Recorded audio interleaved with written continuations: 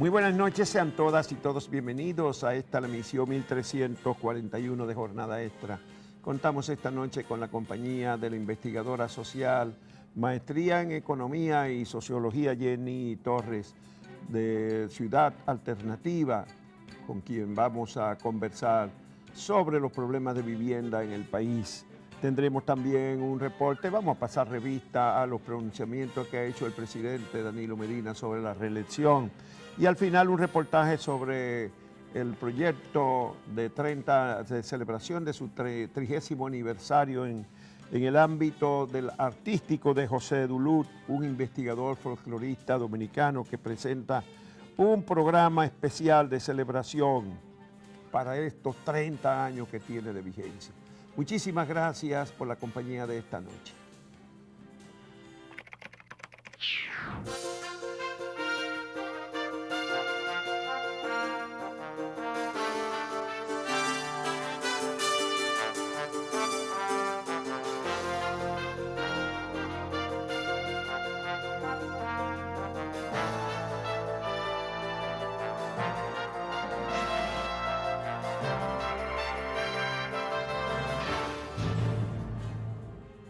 La campaña permanente contra el migrante haitiano, impulsada por oficiales de comunicación vinculados al gobierno de Danilo Medina, tuvo resultados casi dramáticos esta semana, cuando luego de que un grupo, 3 ciudadanos haitianos, asesinaran a una pareja en Pedernales, un dirigente choferil también vinculado al gobierno del PLD hicieron un llamado público en una guagua anunciadora expulsando a los haitianos de esa comunidad. No, el caso no pasó a mayores, pero la situación ha generado mucha tensión. Hay que decir que en Pedernales de lo único que vive la gente es del intercambio con la vecina Anses Spitz. Bueno, y no estuvo muy lejos de concretarse el derramamiento de sangre, la violencia que algunos grupos han estado promoviendo sistemáticamente durante mucho tiempo y que entienden que es la única manera de enfrentar el problema de la masiva inmigración haitiana y su presencia en el país.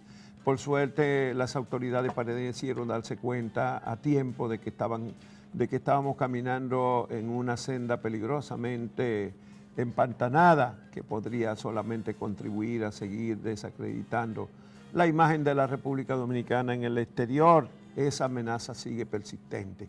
Pero esta semana la conjuraron con la presencia de cientos de efectivos de militares y hay quienes se preguntan cuándo va a resurgir la situación de Pedernales en algunos otros puntos del territorio nacional.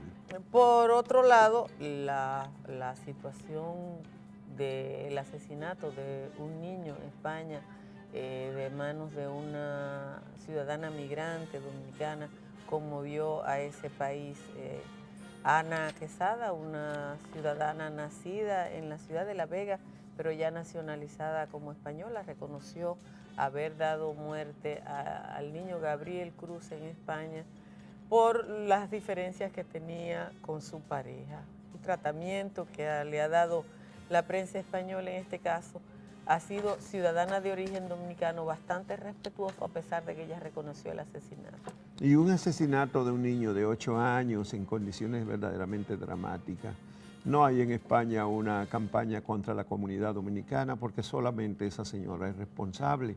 No ha habido tampoco, no le han dado plazo a los dominicanos para que abandonen ningún territorio, ni provincial ni local, ni mucho menos el territorio nacional español. De manera que deberíamos de aprender un poco de que esos problemas, la violencia de inmigrantes y de no inmigrantes es un riesgo corriente y común y que no puede exacerbar los ánimos hasta el grado de poner en peligro la convivencia entre dos pueblos que tienen una misma isla por habitáculo. Ojalá que aprendamos las lecciones antes de que sea demasiado tiempo y en España nos acaban de dar una lección esta semana. Bueno, una de las cosas que pasó con Bolívar es que en las redes sociales, los grupos vinculados al gobierno, una de las cosas que hicieron fue decir que Ana Quesada era una ciudadana haitiana. Yo digo que cualquier día... ¿También era haitiana? Sí. Sí, hay muchas imágenes en las redes donde dice que ella no es dominicana, probablemente porque es negra y tiene el pelo crespo. Yo espero que digan que Pedro Martínez y David Ortiz también son haitianos cualquier día de esto. Bueno, de Sammy Sosa no van a poder decir eso porque él se puso blanco. Él se puso blanco. Bueno, mientras tanto, el danilismo pareció poner freno, recular, echar para atrás un recurso que sorprendió comenzando la semana cuando un abogado casi desconocido sometió un recurso ante el Tribunal Constitucional procurando que se declarara inconstitucional el párrafo o el transitorio que prohíbe a Danilo Medina ser candidato presidencial en las elecciones del 2020. Y así como fue misteriosa la aparición de eso, pues desapareció también por igual 3 días después, cuando el autor del proyecto o de la instancia lo retiró. Pero quedaron en el ambiente y todos los medios asumieron ya esta semana que hay un proyecto reeleccionista en marcha. Todos los periódicos asumieron eso, los dirigentes de oposición, muchos abogados, todo el mundo entiende que el presidente Danilo Medina va a perseguir nuevamente la reelección en una constante histórica que no tiene corrección en la historia de la República Dominicana. Pero Danilo Medina tiene que enfrentar las dificultades internas porque fue con Leonel Fernández que él hizo un compromiso que le permitió esa reforma. Es en la propia voz de Danilo Medina y del secretario general del PLD, Reinaldo Pared, un colaborador de Danilo, quienes anunciaron el acuerdo político que permitió la reforma y donde el mismo Danilo Medina decía que él no podía volver. De todas maneras, te puedo anunciar que ya Quinito Méndez grabó el tema para la próxima reelección de Danilo Medina en un estudio de audio de aquí, de la capital dominicana. Y el fallo del Tribunal Colegiado del Distrito Nacional que puso en libertad a Arsenio Quevedo, el exdirector de la ONSA y dirigente de un grupo, de una organización de choferes vinculada a Leonel Fernández, ha conmovido el ejercicio de la justicia en la República Dominicana. La fiscal del distrito, Jenny Berenice Reynoso, que apeló la decisión, dice que no llama sentencia a la decisión de los jueces porque no actuó conforme al derecho. Bueno, el dirigente empresarial del transporte, Juan Uvieres, había denunciado ya públicamente que habían presiones para que se descargara el Ministerio Público señaló como responsables intelectuales o autores intelectuales de los crímenes que se atribuyeron a esa banda de sicarios. Tal como ocurrió, una vez más se condenó nada más a los operadores, pero a las cabezas, a los autores intelectuales se les descargó. Ya eso había ocurrido. El Ministerio Público ya está preparando la apelación. Ya es exactamente la misma situación que ocurrió en Santiago con los hijos de los dirigentes del Partido de la Liberación Dominicana, imputados en el caso de tráfico de dinero y armas de los Estados Unidos. Los subalternos de ellos, que eran mensajeros de la operación, fueron condenados y ellos fueron absueltos. Bueno, lo que ha ocurrido también con el expediente de los tucanos, que están procesados nada más algunos militares y varios empresarios que fueron cadena de transmisión del dinero, los que recibieron el dinero no, y mucho menos los que hicieron el contrato y los que lo promovieron en el Congreso Nacional, eso no han sido procesados. Pero en fin, los miembros de la Cámara de Cuentas no tienen ningún rubor para aumentarse los sueldos. Esta semana trascendió que se elevaron los salarios más allá de lo que dice la ley de salario que promulgó Danilo Medina hace casi 5 años ya. Fue en el 2013 que se promulgó la ley de salario del sector público y según ella, el presidente de la Cámara de Cuentas debía ganar 350,000 pesos, que era lo que tenía de salario, pero se lo subió en 75,000. 423,000 pesos es lo que va a ganar el presidente de la Cámara de Cuentas. Y los otros también le subieron 65,000 pesos a cada uno de los jueces. De los jueces no, porque al fin de cuentas no son jueces, son integrantes de la Cámara de Cuentas de la República Dominicana. La anterior, se recuerda que en el 2007 hubo un escándalo parecido cuando una anterior Cámara de Cuentas se elevó los salarios y terminó destituida por el Congreso. Bueno, esta semana murió Juan Carlos Pichardo, un compañero que trabajó muchísimos años aquí en Teleantillas, sobre todo cuando iniciamos en 1+1. Juan Carlos residía en la isla de Taiwán desde hace 8 años, donde murió a causa de una enfermedad degenerativa. Bueno, hay que solidarizarse con la familia del amigo y compañero Juan Carlos que estuvo tanto tiempo aquí entre nosotros. Incluso su programa un tiempo estuvo detrás de Uno más Uno, empezaba después. Sección 2. La sección 2. Mientras tanto, en el ámbito internacional, el presidente Donald Trump echó de mala manera esta semana a su secretario de Estado, Tillerson, y cuando un subsecretario dio una información sobre el particular, también lo corrió. Es el tercer alto funcionario que pierde la administración de Trump en 3 semanas consecutivas. El anterior había renunciado el asesor Cohn y Hope, la directora de comunicaciones, la penúltima semana. Así que 3 semanas consecutivas hay 3 altos funcionarios que se van del gobierno de Trump. Y el mundo de la ciencia perdió a Stephen Hawking esta semana, el gran físico del último siglo, Stephen Hawking, que a pesar de tener esclerosis lateral amiotrófica durante los últimos 40 años, hizo grandes aportes a la física y a la ciencia.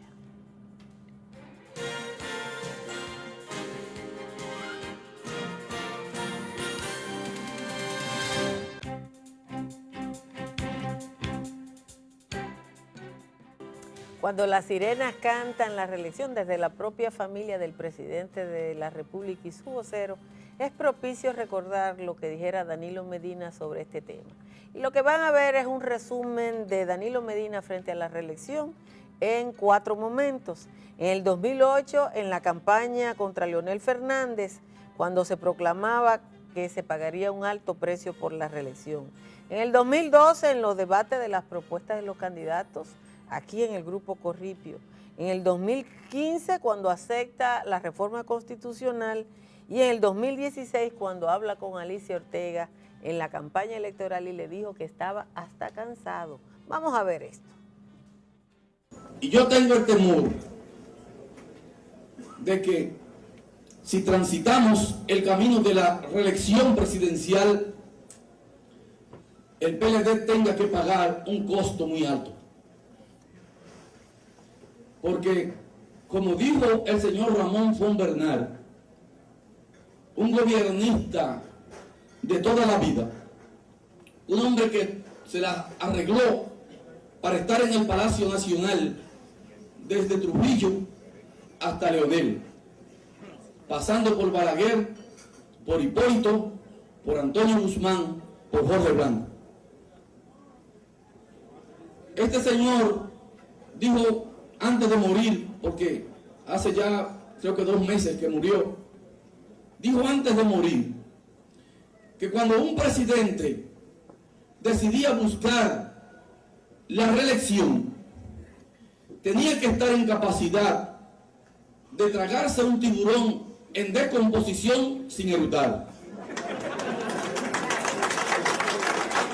Con estas palabras, el señor Fon Bernal quería decir que cuando un presidente busca la reelección presidencial, tiene que tirar en el zafacón todos los escrúpulos si quiere ganar la reelección. Y yo quiero ser un presidente ético y moral.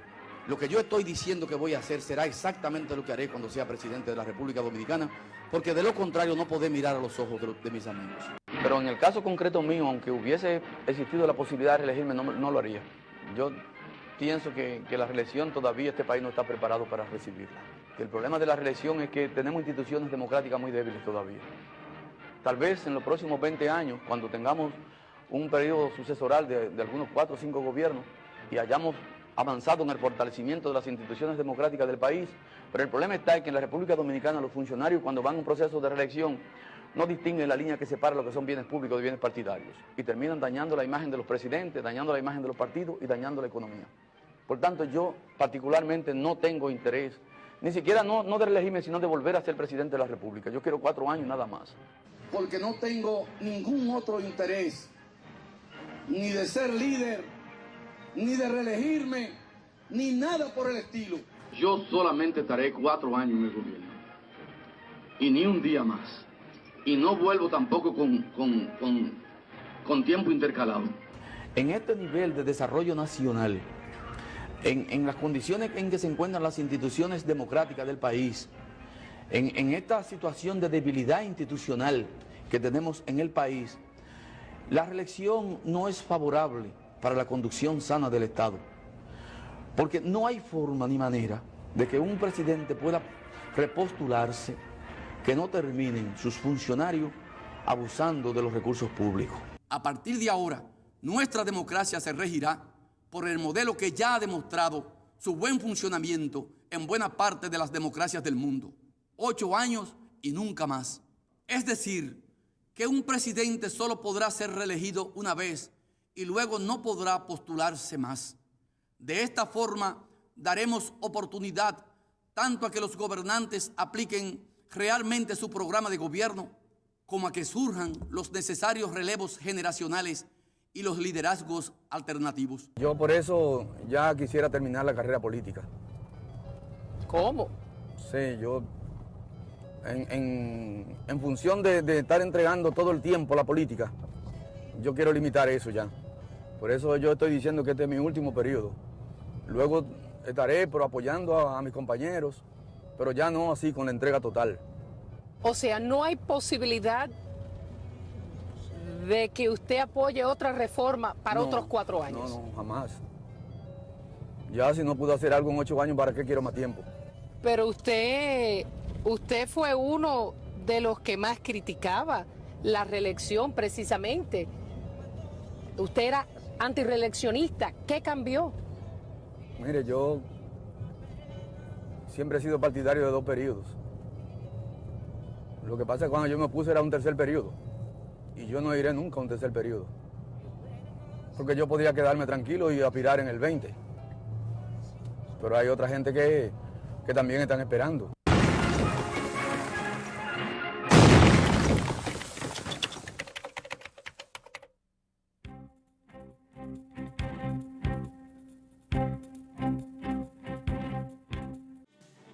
Es un placer contar esta noche con la compañía de Jenny Torres.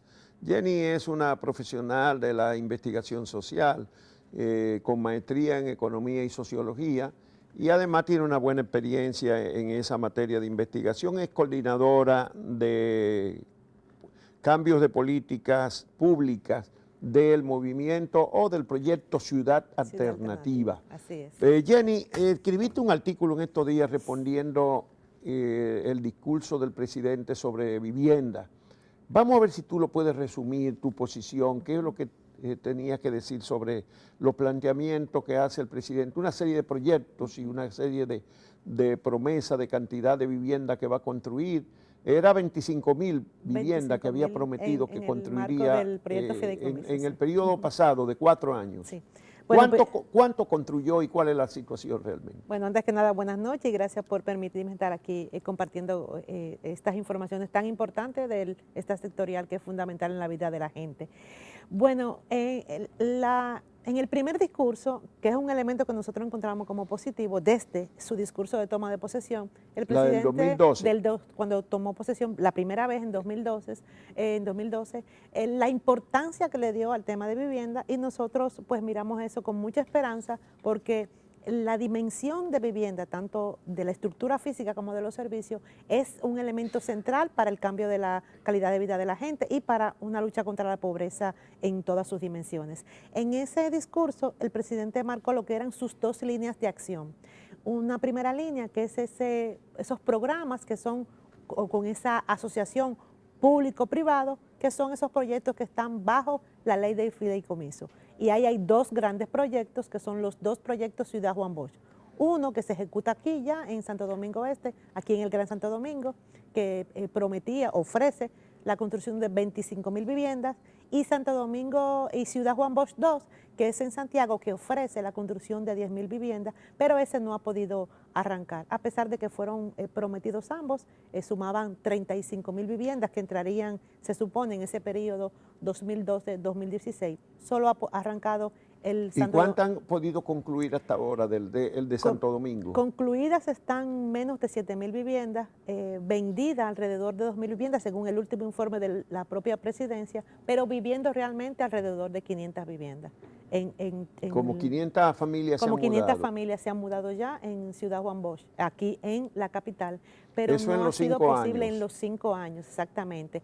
Eso es un tema muy importante porque en el análisis que hacemos de toda la política habitacional desde el año 2000 hasta el 2016, el tema de la introducción de este proyecto en esa modalidad público-privada cambia un poco el perfil a quien va dirigido en la producción ¿Cómo es la pública del cosa? Estado. ¿Por qué ha avanzado tan lentamente el proyecto? ¿Qué pasa? Que el proyecto bajo esta modalidad de fideicomiso es un proyecto, como bien digo, el Estado provee una plataforma, provee Y da algunas incentivos facilidades. para el Da inicial. incentivos tanto para el constructor por el tema de la ventanilla única, algunas excepciones, y da también facilidades incentivos. del terreno también. Da facilidades. En el caso de Ciudad Juan Bosch dio facilidad del terreno. No siempre los proyectos de fideicomiso tienen la facilidad del terreno, pero en el caso de Ciudad Juan Bosch sí. Por eso es el que es el más vendido, el más anunciado, el más promovido, incluso desde el propio Poder Ejecutivo.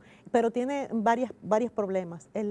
Los proyectos de fideicomiso, a pesar de que ofrecen ese incentivo para el adquiriente de su primera vivienda, tienen un costo importante en relación a lo que es la estructura salarial de la gente de República Dominicana. Sí, eso está hecho para gente de clase media baja. Clase media baja, sí, clase Y entonces que no tienen el dinero para, ni siquiera con los incentivos reúnen el dinero. Ni siquiera con los incentivos. Fíjate que en el más reciente discurso, en el que rindió cuenta del año 2017, se abre la oferta de este proyecto de fideicomiso hacia el exterior. Hacia los dominicanos que viven fuera. Exactamente, porque evidentemente no hay suficiente demanda a lo interno de porque la República Dominicana. Las familias de clase media baja no tienen recursos con qué pagar. Fíjate que las estadísticas de la tesorería nos hablan de que el 80% de la población que está en el sector formal, que es el sector al que está dirigido este proyecto de Ciudad Juan Bosch, gana menos de 20,000 pesos. Y con ese salario de menos de 20,000 pesos no es posible que una persona acceda a un proyecto, porque eso es en la banca. ¿Y cuánto sería el costo cuántos son esas viviendas, de cuánto salen? En el caso de Ciudad Juan Bosch, ellos tienen 3 modalidades. Sí, tienen vivienda desde, en principio eran 900,000 pesos, pero ahora creo que giran alrededor del 1,000,000 de pesos. Un segundo tipo de apartamento de menos de 2 millones de pesos y un tercer tipo de apartamento de 2,400,000 pesos, que es el tope que acepta los proyectos dentro del fideicomiso. Y ni siquiera para el primer nivel ha habido suficiente demanda. Ni siquiera, te digo que solamente hay 2,000 vendidos y 500 viviendas. O sea, de esa idea que nos vendieron desde el primer discurso de toma de posición y que nos han repetido en cada año, en cada rendición de cuentas, de que esta modalidad de fideicomiso iba a impactar el déficit habitacional, solamente han podido ser vendidos 2,000.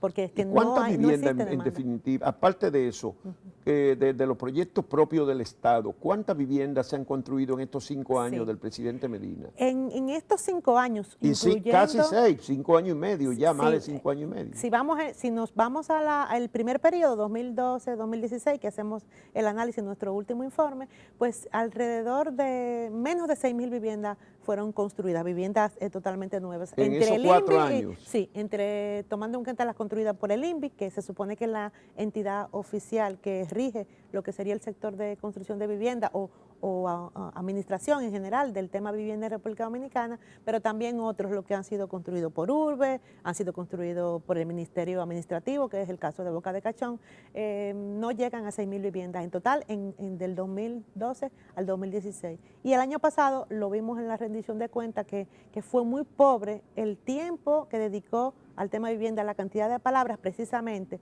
porque lo único que podía exhibir del año pasado era lo que hubo que hacer gracias a Irma y a María, que resulta un poco chocante, que lo que ofrecemos como avance del INVI en el año 2017 se deba precisamente a un problema causado por un huracán. Pero el INVI todavía el año pasado tenía pendiente vivienda para reparar los daños, reparar vivienda y hacer nueva vivienda a los afectados de las inundaciones del año 2016, que fueron básicamente en las provincias de Espaillat y Duarte, en esas dos provincias básicamente.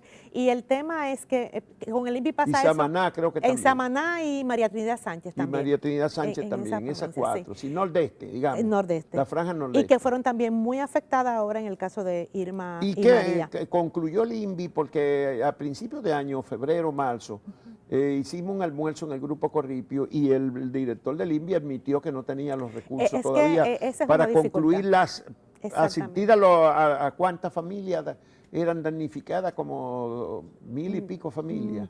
Alrededor de entre 1.500 a 2.000 familias damnificadas. Exacto, de como esa 1.500 a lluvia. 2.000 familias. ¿Qué es lo que pasa con la inversión en vivienda? Que lo hemos visto, ha habido una reducción sistemática, incluso si vemos para el año 2018, una reducción sistemática de lo que se invierte en vivienda. De lo que se invierte. De lo que se invierte en vivienda y de lo que se ejecuta el INVI también. Un ejemplo, en ese año 2000, para lo que se asignó para el año 2017, había más dinero asignado a la base que debía ser el Estado para el proyecto Ciudad Juan Bosch que para el propio INVI.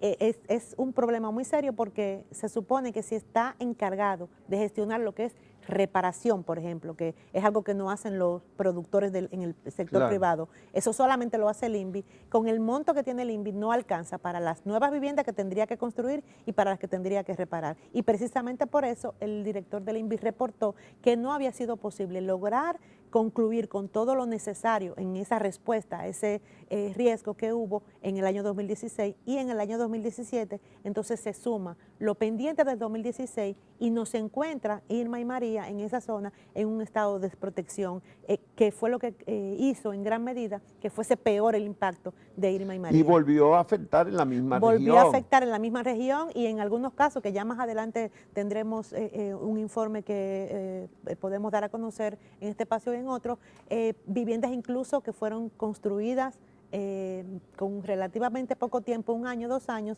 que fueron impactadas nueva vez, por tanto por las lluvias como por el huracán Irma y María. Ahora, que dice mucho de la calidad y la forma en que estamos construyendo. De las que se habían construido recientemente, es así. En el mismo periodo de gobierno. Exacto. Y fueron afectadas. ¿Y eso en qué zona son? ¿En la misma En la zona nordeste. Nordeste sí, también. Sí. Más adelante tendremos como los datos un poco más concretos, pero es así.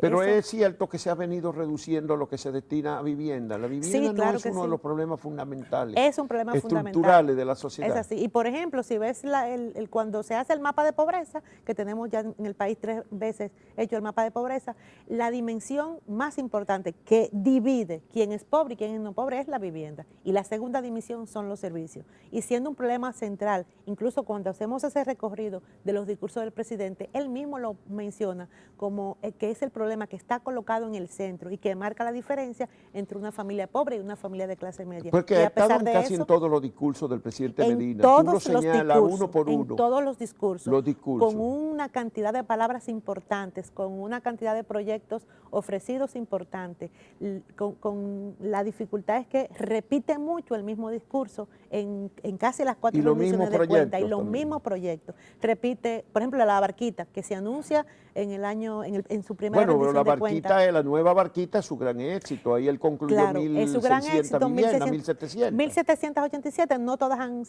están ocupadas, pero todavía no están todavía todas. Quedan algunas ocupadas que no tenemos claro quiénes van a ocupar esas viviendas. Se habían ofrecido en principio a familias del Nuevo Domingo Sabio, pero esto se ha descartado. Pero la nueva barquita durante 4 años fue motivo de discurso y tardó un poco más de lo que había ofrecido en el momento que lo anunció. Igual Boca de Cachón, un proyecto de Ese otro proyecto es exitoso, modelo. No es un proyecto exitoso, fue vendido como un proyecto modelo. Es un proyecto modelo para esa zona, pero no es un proyecto modelo. Yo vengo la semana pasada de hacer mi segundo recorrido, he hecho ya 2 evaluaciones, hemos hecho como conjunto en Ciudad Alternativa 2 evaluaciones en Boca de Cachón y la situación de todo lo ofrecido a esa familia no está siendo realidad. Las familias no tienen trabajo, se ofrecieron una serie de proyectos productivos y la familia... no le han dado los terrenos, las vacas o los tienen vacas, no tienen terreno. No lo tienen. Y la gente no tiene empleo, la gente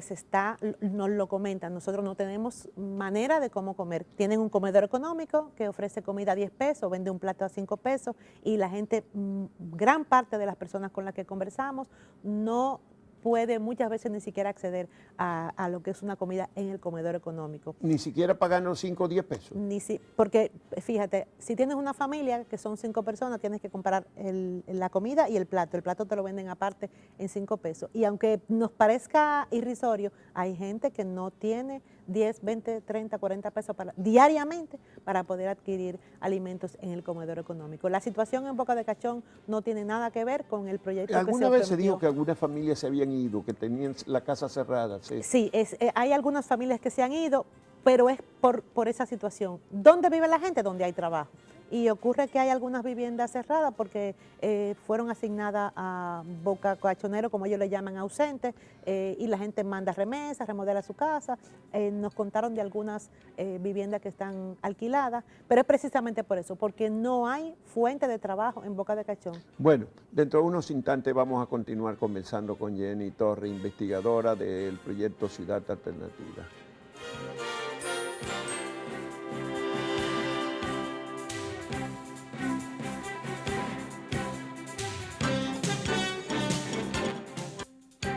Jenny Torres, investigadora social, coordinadora de cambio de políticas públicas del proyecto Ciudad Alternativa, que tiene ya casi, fue a finales de los 80, Sí, ya 89, tenemos, por ahí que iniciaron el proyecto. Más de casi 30 años. Sí, va a tener muchos, 30 años, casi no está alcanzando aquí.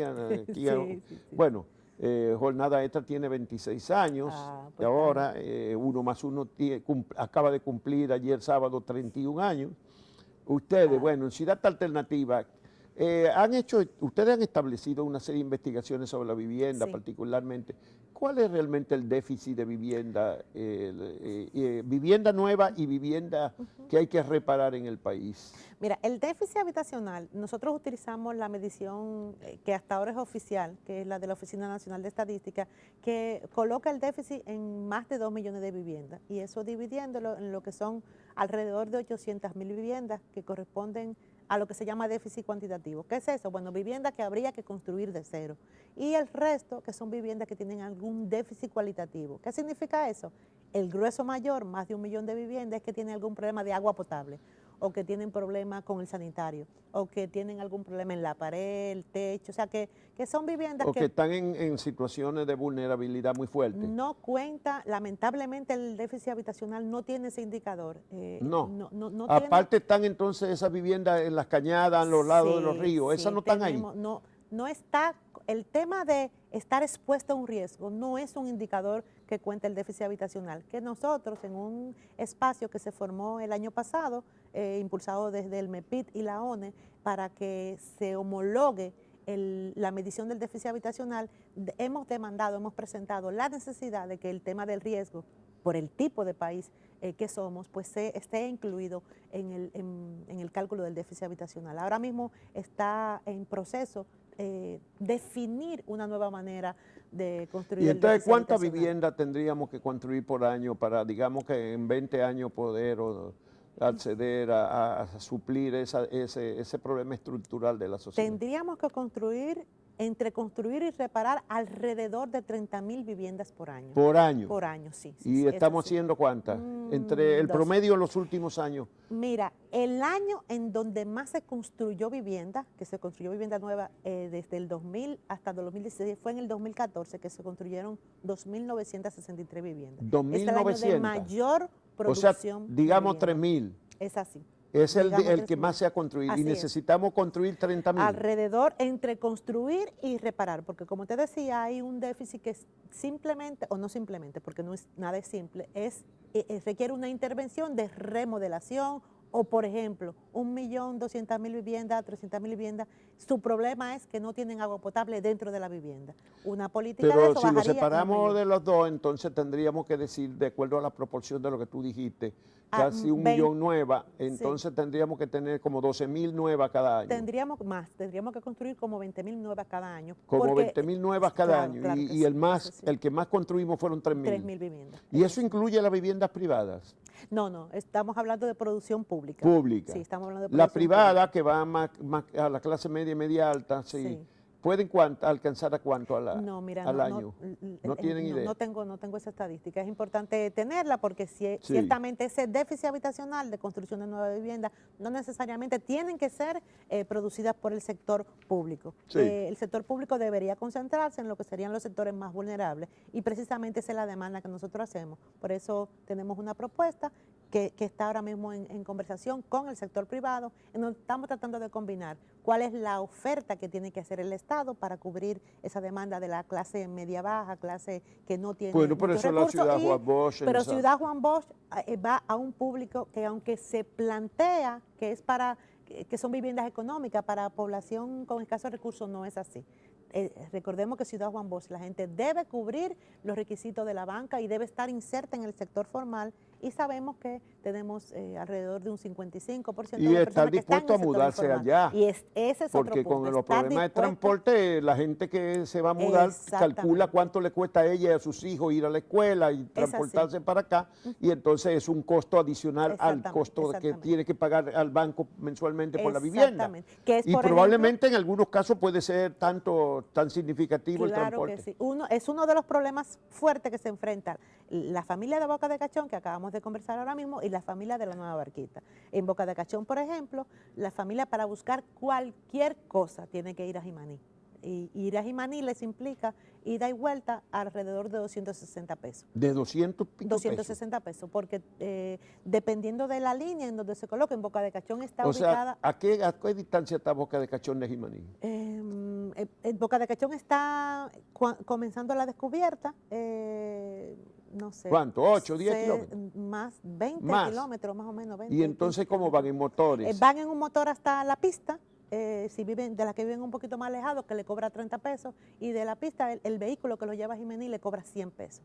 Y de vuelta, Ida y entonces son vuelta, 320. 260 pesos Bueno, más o menos. pero Jenny, se nos está acabando el tiempo y nos queda un proyecto importante, el proyecto Sí, Domingo el Sabio. nuevo ¿En qué Domingo está Sabio? eso? Que en principio ahora como que se le ha dado una variación al Sí. proyecto original. El proyecto se prometió como una gran intervención urbana que iba a modificar todo el espacio del déficit habitacional, pero en términos reales la intervención actual está amenazando con sacar de la zona alrededor de 1.400 a 1.500 familias. Estamos hablando que en materia de vivienda, el proyecto está planteando trasladar el déficit. Todas esas familias que están en esa franja del río, nosotros recién hicimos un levantamiento propio, todas tienen déficit habitacional.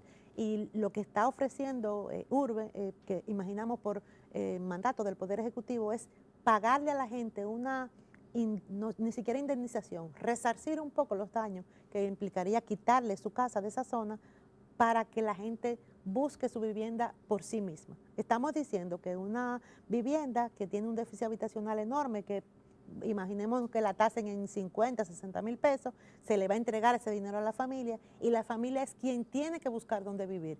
Por ese monto que se le entrega a la familia, ¿Y cuánto que le están ofreciendo? No, todavía no hay, ese también es otro problema, no hay una oferta colectiva. Se está haciendo una negociación particular con la familia, a pesar de que había un espacio de concertación, no necesariamente Urbe está respetando ese espacio de concertación, y esas negociaciones particulares con la familia al final dejan a la familia en desventaja, porque la fuerza al momento de negociar una sola familia no es la misma que un colectivo. No tenemos el dato de cuál es el monto que se le va a ofrecer a cada familia. Plantean que va a depender de las condiciones de cada familia, pero seguro lo que se le va a ofrecer no les va a alcanzar para tener una vivienda digna en otro territorio. Estamos diciendo que el proyecto Nuevo Domingo va a romper 1.500 familias. ¿Y en cuál territorio? Probablemente es trasladar ese déficit de Domingo Sabio hacia otro lugar, probablemente cercano a Orilla del Río, que es donde pueden encontrar una vivienda al monto que le van pues a entregar. Eso nos tiene con mucha preocupación, porque no se está cumpliendo esa promesa de hacer esa resignificación urbana en Domingo Sabio, y esas 1.500 familias están ahora mismo en un estado de vilo. Pero no han comenzado a hacer nada todavía. No han comenzado a hacer nada todavía, pero porque están precisamente en ese proceso de negociación, de tasar, de hacer todo lo que implicaría previo al desalojo de la familia. Y entonces ya no van a construir ni una casa. Ni una vivienda, eso ha dicho Urbe. Ni una sola vivienda. Ni una sola vivienda. Lo planteó en el bueno, periódico. es que probablemente ya no tengan tiempo en 2 años que quedan del gobierno del presidente Pero Medina. lo que planteamos Aunque uno no puede nunca decir eso, porque ya una vez se me ocurrió preguntarle a Balaguer si en los 2 años que le quedaban podía cumplir las promesas que había hecho, y resulta que no le quedaban 2 años, y no mucho más.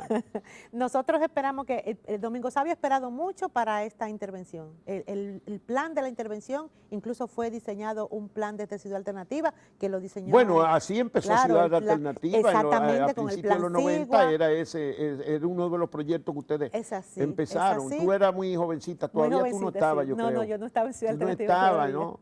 Pero sí, es sí interesante. estaba el ministro actual, El ministro actual, de Educación, exactamente, Navarro, Andrés que Navarro, conoce y sabe la importancia que el tenía la padre Jorge participación del Cela, padre Jorge Cela, Ana exactamente. Selvan. Sí, y es interesante porque Navarro conoce la importancia que tenía la participación dentro del Plan Sigua, y en este momento no es así como se está procediendo. El nivel de participación por parte de la gente del territorio no está siendo con la calidad que exige una intervención del tamaño del nuevo Domingo Sabio. Bueno, pues Jenny, hay que desear que ustedes sigan haciendo investigaciones y trabajos desde Ciudad Alternativa, que ha rendido tan buenos frutos para mucha gente y contribuyó a moderar los abusos de derechos que se hicieron en los años 90 con mucha gente de la marginalidad.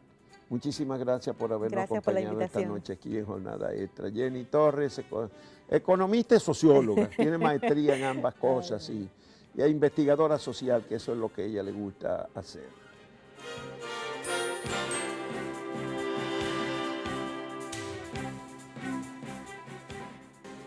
Probablemente el ambiente cultural dominicano de los últimos 20 años, si usted ha escuchado un tambor, está escuchando a Duluc. Y eso hay que celebrarlo. Con este trabajo de nuestro compañero Oscar Grullón, despedimos esta edición de Jornada Extra. Nos encontramos de nuevo el próximo domingo. Cuando me incomodo, venga guano, caballero, viene el pago por no hablar. Y traigo un gallo, punta a punta, traigo un gallo, punta a punta, y te lo voy a chubar. Yo comencé temprano en la música, a los 14 años, 12, 13, 14 años en la Academia de Música de Higüey, con mi familia, mi hermano. Estudié trompeta un poco a los 12, solfeo. Buenas noches, señores, gracias por venir esta noche.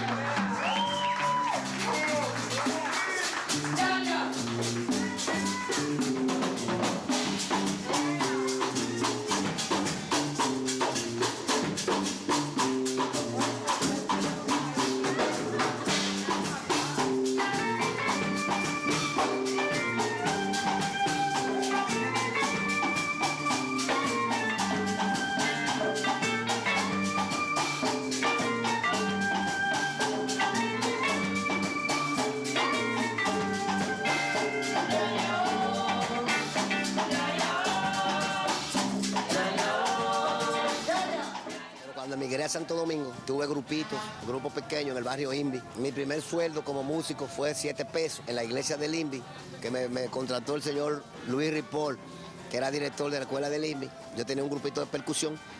Realmente fue el primer momento donde yo vi como esa relación entre el músico y el pago.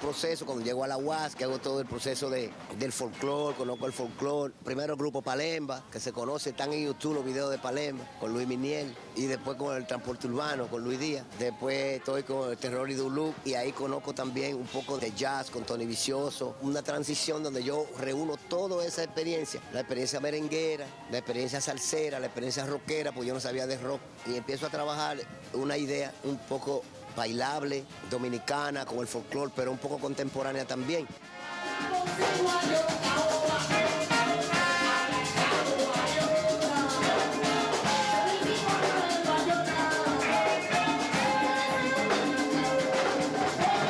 Pero yo tenía un aval que era el folclore, que era el estudio de las raíces, cosa que no se enseña en ninguna escuela, ni en el conservatorio, ni en Berkeley, ni en ninguna escuela. Es decir, que el hecho de meterme con los viejitos, a construir este lenguaje musical, pues dio resultados. No es que hemos explotado el mundo, ni hemos ganado Grammy, ni nada de eso, ni Soberano, ni ningún premio. Ya hemos hecho algunos conciertos, cambiamos los músicos. Yo llegué de Japón, cuando viví en Nueva York, y me encuentro con músicos nuevos como Joel Martín, que asume la dirección. que asume un compromiso con el grupo como guitarrista. Y entonces reformulamos otra vez la cuestión. Yo seguí componiendo, acercándonos más, como era la idea de Los Guerreros, no comercial en el sentido de la farándula, sino en cuanto a acercarnos más a la idiosincrasia popular, sin dejar de mezclar, sin dejar de innovar en cuanto al sonido, pero siempre buscando un acercamiento a la base popular.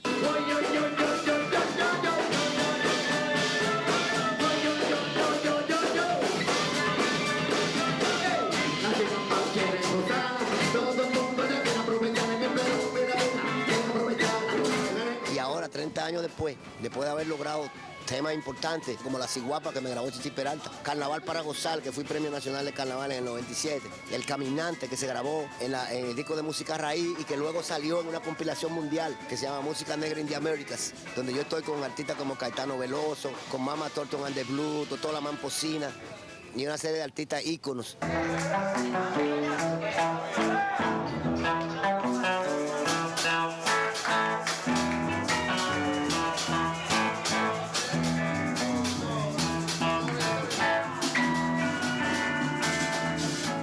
Yo estoy muy agradecido de Dios. He hecho lo que yo he decidido hacer, que hacer canciones nuevas, contribuir a la música dominicana en la contemporaneidad. Cuando hablo de contemporaneidad, es sin dejar de lado la popularidad, el pueblo. O sea, en ese sentido, yo me siento bien. Y lo que le digo a las generaciones nuevas, que hay muchos grupos nuevos ahora mismo, partiendo de las fusiones, yo los apoyo, porque es un buen camino. Pero que no hagan bulto en ese sentido, que se fajen, que hagan como nosotros, Luis, yo y otros, que se vayan a los campos, que estudien la música dominicana. O sea, yo he podido construir, por ejemplo, armonías nuevas, círculo armónico nuevo a partir del folclore, sin copiar las armonías de jazz, sin copiar las armonías de los rockeros, sin copiar las armonías de los músicos que ya están establecidos, sino creando sonidos nuevos, que están ahí, implícitos en los estilos dominicanos, están ahí.